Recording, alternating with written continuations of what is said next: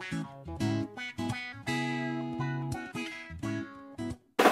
YouTube, so it's been a while since I have recorded. Yes, I think it's been like way over like maybe 2 months because I stopped recording at about, I can't remember what last update I recorded, but I reached up to about 41 weeks in my pregnancy and I was just miserable and I was not bothered to record. But here I am, and today I'm going to talk about my labor and delivery story. I've been dying to make this video, I just haven't had the time to.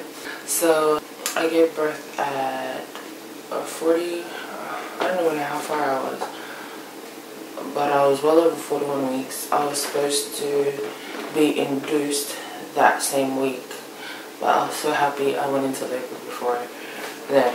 I was supposed to be induced on the Thursday, and I went into labor on the Monday. So I was really happy about that. Yeah. So I went into labor at about 10:30 p.m. Monday night. I gave birth on the 28th of November. So I went into labor on the 27th at about 10:30. When the contractions started, at first I thought it was just Braxton Hicks, but then as time went, the contractions, like, they were just regular. Well, they weren't regular, they were like 10 minutes apart, then there'll be 5 minutes, and then be 10 minutes apart. But they were really, like, it was so painful that I had to breathe through the contractions. Usually through Braxton Hicks, yeah, I have to breathe through it, but this was like I had to concentrate so I'm not like ow, ow, ow kind of thing. So yeah, it's pretty hard to explain what a contraction feels like, but it's just this intense pain that just like takes over your stomach region and your back. I think it was about 11:30 or 12 o'clock. That's when I kind of thought, hey, I think I might be going into labor. So we called up the hospital, and I just wanted to ask them like what I'm supposed to do, since I was a first-time mom. My contractions were about 3 to 5 minutes. I don't know, 4 to 6 minutes apart at this stage. So they were progressing, but yeah, they were only 4 to 6 minutes apart, and the nurse just told me to just wait until it hits about 2 to 3 minutes apart, and then can go in. So they told me to just try to get some sleep. Now let me just tell you, when there is no way you can sleep through a contraction. I mean, I did though. I eventually got to sleep because I was so tired. The night before that, I didn't get any sleep at all, and so I was planning to like catch up on sleep that night, and then I went into labor. So, which was kind of bad, but I was happy at the same time. I was like, yeah, I want this pregnancy over. But yeah, I got to sleep. I think I slept for about an hour. I didn't sleep for that long, or maybe it was 2 hours.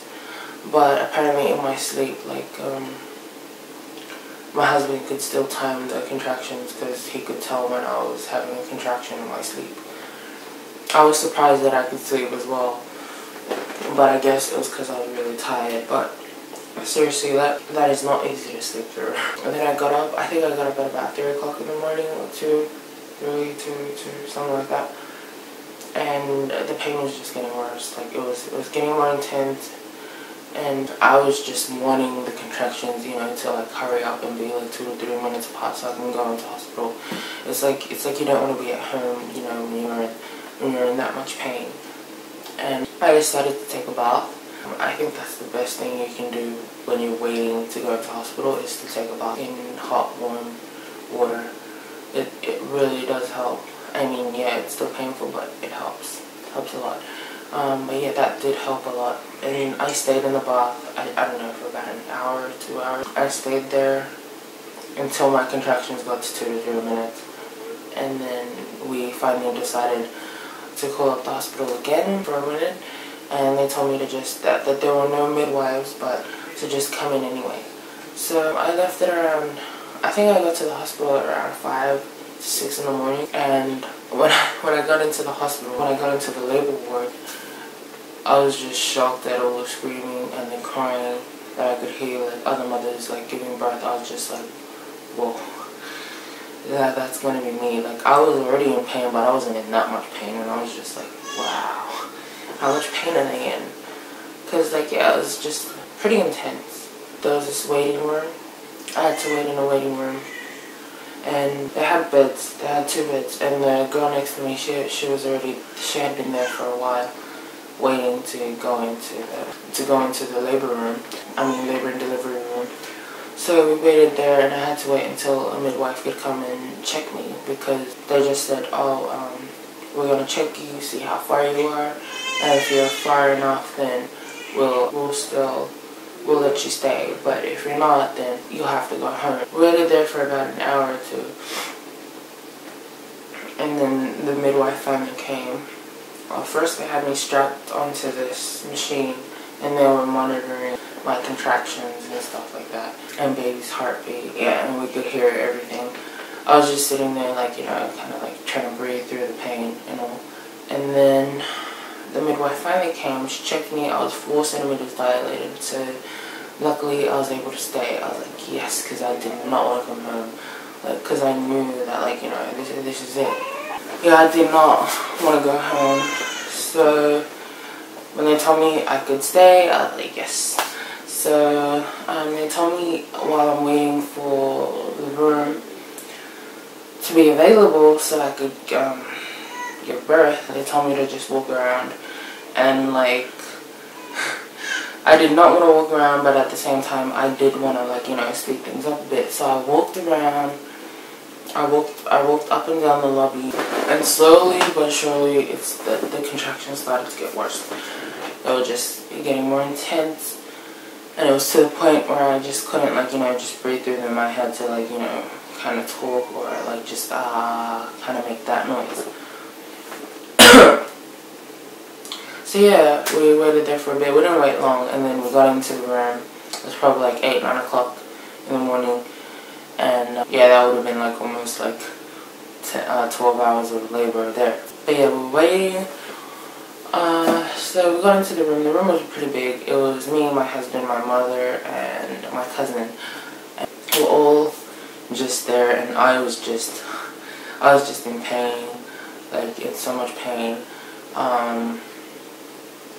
Maybe I'll think about it, but I might insert a picture of when I first sat in the room. But there are a couple of pictures of me during my labor, and that stuff is painful. But anyway, we were there waiting for a couple of hours. I don't know, it's kind of a blur to me now. But we were there, and I took a hot shower. I was on gas, and they had to break my water as well at about, I don't know, it was 3 o'clock in the afternoon, and I was only dilated, I think 6, or yes, I was only dilated 5 centimeters, and I was just like, what? And in that amount of time, I haven't like progressed at all, and I was just like, this isn't going so well. I'm just like laying there in pain. And then it got to a point where I just could not take the pain anymore. Like, yeah, I had it naturally, except I took gas. All I could do was take a hot shower. And then it got to the point where I would take, like, in my head, I was just like, I will take anything for this pain to go. And I called the nurse in, and I asked if they could give me a shot or anything to relieve the pain.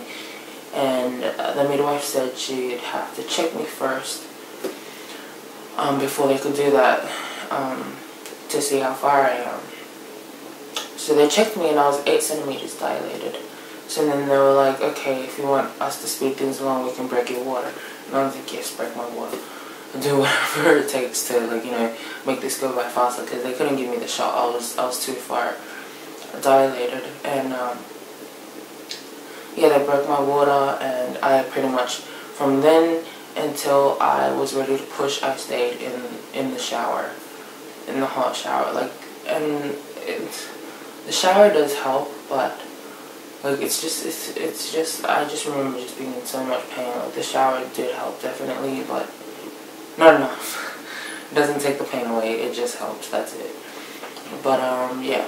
And then I was ready to push with about 3, 6. I think it took me about 9 to 12 pushes to push her out. Yeah, it was pretty intense. I still remember pretty well the pushing. When I first started to push her, I think the first 6 pushes I did, I seriously thought her head would not be able to fit out, because I was just like this.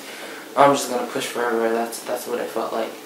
And then finally, I was getting somewhere, and I was pushing her. Like I could feel her head and everything. So yeah, it was quite the experience, and feeling like the rest of her body just came out, like it like shot out, because they told me to slow down. Like I think when they had her head out slightly, and they told me to. Sorry if it's too much information, but they were in delivery story, hey. But yeah, I could feel that her head was like, halfway out, but they told me to stop pushing, and that was painful. Like just like, I was trying not to push because I really wanted her out. But at the same time, I knew I did not want to tear her, so I was listening and I was cooperating. Then they told me to push again, and her head was out. And then they told me to to stop.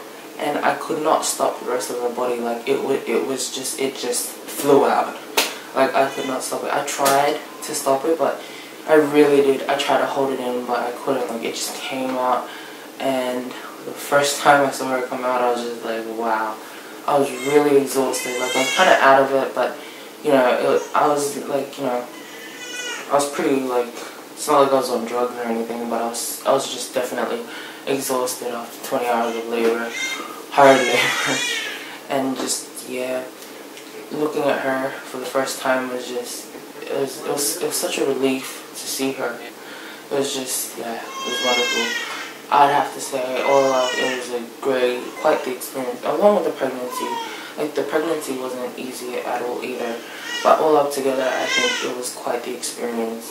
I think the recovery is a whole different video altogether, because like as a first-time mom, like there is so much I did not know. I did not take into account recovery. I took into account like labor. I knew that the recovery stage would be, I don't know, I guess I just didn't think that oh, there's a time to recover, because in my mind, when the baby comes out, everything's going to go back to normal just like that, and that did not happen.